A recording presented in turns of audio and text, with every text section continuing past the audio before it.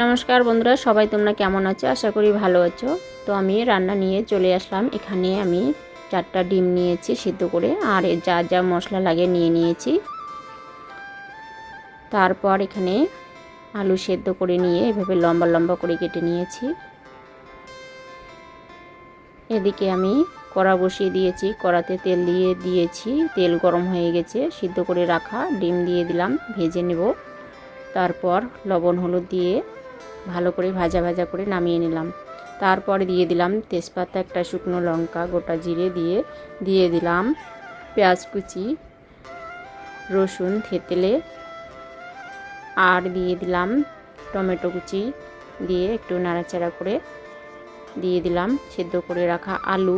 তারপর হলুদ লবণ দিয়ে ভালো করে একটু নাড়াচাড়া করে নিলাম।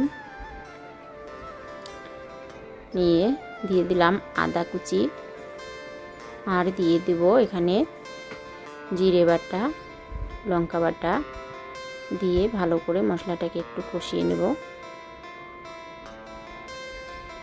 তারপর দিয়ে দিলাম ভেজে রাখা ডিম, দিয়ে